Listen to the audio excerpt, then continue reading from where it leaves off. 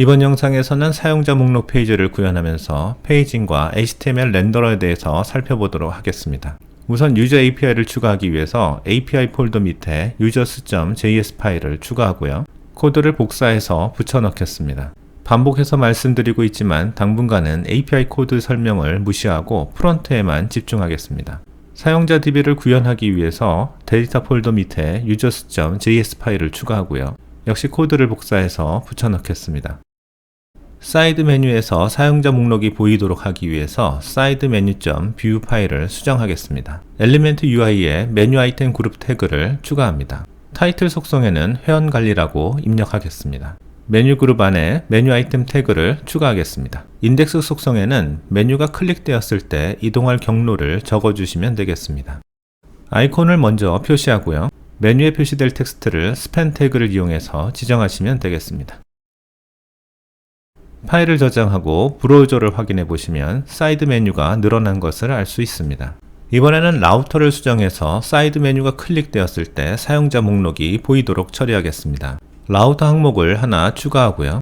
패스에는 user/list라고 선언하겠습니다. 해당 패스에 진입했을 때 보여지는 파일을 불러오기 위해서 컴포넌트 속성의 유저 폴더 밑에 있는 list.view 파일을 불러오도록 하겠습니다. 아직 리스트 뷰 파일을 인식하지 못해서 에러가 나는데요. views 폴더 밑에 유저 폴더를 만들고 리스트 뷰 파일을 추가합니다. 여전히 에러가 나고 있는데요. 빌드를 했을 때는 지금 방금 추가한 파일이 없었기 때문입니다. 터미널에서 Ctrl+C를 클릭해서 스크립트를 중단하고요. 다시 스크립트를 실행합니다. 이제 에러가 사라졌고요. 회원 목록을 클릭했을 때 바로 적용이 안 되어 있으면 캐시 때문이니까 새로 고침을 해주시면 되겠습니다. 리얼그리드의 기본 코드는 이미 이전 영상에서 설명드렸기 때문에 코드를 복사해서 붙여넣겠습니다. 파일을 저장하시면 방금 저장한 뷰 파일의 내용을 화면에서 확인할 수 있습니다. 아직 데이터를 가져오는 등의 처리를 하지 않았기 때문에 제대로 표시되지 않고 있는데요. 지금부터 하나씩 기능을 붙여가면서 설명을 드리도록 하겠습니다. 우선 페이징 처리를 위해서 엘리멘트 UI에 페이지네이션 태그를 추가합니다. 토탈 속성에 row count라는 변수를 바인딩합니다. 이렇게 하면 변수의 값이 변경되었을 때 바로 UI에도 변경값이 적용되는 것이죠. 토탈 속성은 페이지를 계산하기 위해서 전체 행의 개수를 전달하게 됩니다. 페이지 사이즈 속성에는 페이지 카운트 변수를 바인딩합니다.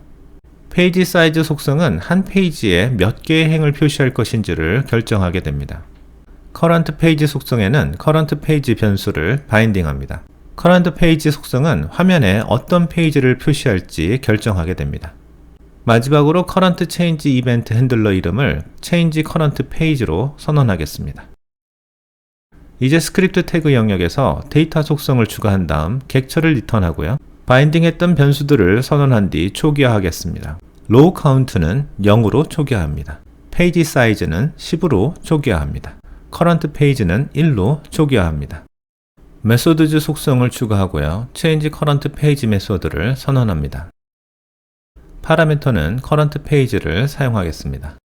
유저 API에 list 메소드를 호출하고요. 인자로는 current page를 넘겨줘서 현재 페이지에 해당되는 데이터를 가져오도록 하겠습니다. 호출이 성공했을 때 실행되는 then 메소드를 작성하고요. 프로바이더의 fill.json 데이터 메소드를 이용해서 리턴 받은 데이터를 세팅해 줍니다. 리턴 데이터 중에 row count의 값을 this의 row count 변수에 복사해 줍니다.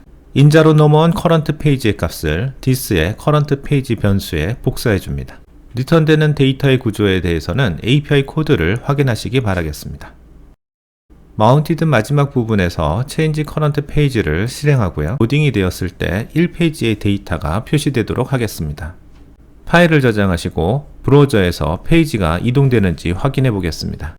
이번에는 HTML 렌더를 이용해서 셀 안을 HTML로 꾸며보도록 하겠습니다. 블럭드 필드를 추가하고 데이터 타입을 불린으로 선언합니다. 블럭드 컬럼에 대한 설정을 추가하고요. 렌더러 속성을 추가합니다. 타입을 HTML로 지정하고요. 콜백 메소드를 getBlocked 버튼으로 지정하겠습니다. 메소드즈 속성에서 getBlocked 버튼 메소드를 구현합니다. 파라미터로는 grid, cell, w, h를 사용하겠습니다. get blocked 버튼에서 리턴되는 HTML 코드가 셀 안에 그대로 표시되는 방식인데요. 셀의 데이터 타입이 불린이므로 참과 거짓에 해당하는 두 개의 HTML을 선언하고 데이터에 맞춰서 선택되어 리턴하도록 하겠습니다. 셀의 값이 참일 경우에는 블록된 상태의 HTML을 리턴하고요. 거짓일 경우에는 블록이 안 된 상태의 HTML을 리턴하도록 하겠습니다. 파일을 저장하고 HTML 렌더링이 잘 되는지 확인해 보겠습니다. 이제 버튼이 클릭되었을 때 블록 상태를 변경시키려고 하는데요. setBlock이라는 이벤트 핸들러를 실행시키는 것으로 HTML 코드 안에 작성이 되어 있기 때문에 메소드즈의 setBlocked 메소드를 선언하겠습니다. 현재 데이터에 인덱스를 가져오고요. 해당 인덱스를 통해서 행 전체 데이터를 가져옵니다. 그리고 유저 API에 블록 메소드를 실행하고요. 해당 행의 id와 인자로 전달된 변경시킬 불린 값을 넘깁니다. 성공했을 때 실행되는 then 메소드를 구현하고요. 블록드 셀의 값도 변경시킨 값으로 지정합니다. 한 가지 더 신경 써야 될 것이 있는데요. 리얼그리드 안에 HTML이 뷰 파일과 직접 연동되지 않기 때문에 이벤트 호출이 되지 않습니다. 버튼을 클릭해도 아무런 변화가 없는데요. 이것을 해결하기 위해서 마운티드 앞부분에 windows.setBlock이 뷰의 setBlock의 레퍼런스를 가지도록 하겠습니다. 이렇게 하면 HTML 전체 영역에서 setBlock들을 인식하게 되면서 버튼이 클릭될 때마다 setBlock이 작동되는 것을 확인할 수가 있습니다. 셀의 높이가 너무 낮아서 버튼이 겹쳐 보이는데요. 그리드의 디스플레이 옵션 중에 로우 하이트를 36으로 변경하고 파일을 저장해 보겠습니다. 훨씬 나아 보이네요. 여기까지 사용자 목록의 페이징 및 HTML 렌더러를 활용하는 방법에 대해서 알아보았고요. 이어지는 다음 영상에서 다시 뵙도록 하겠습니다. 감사합니다.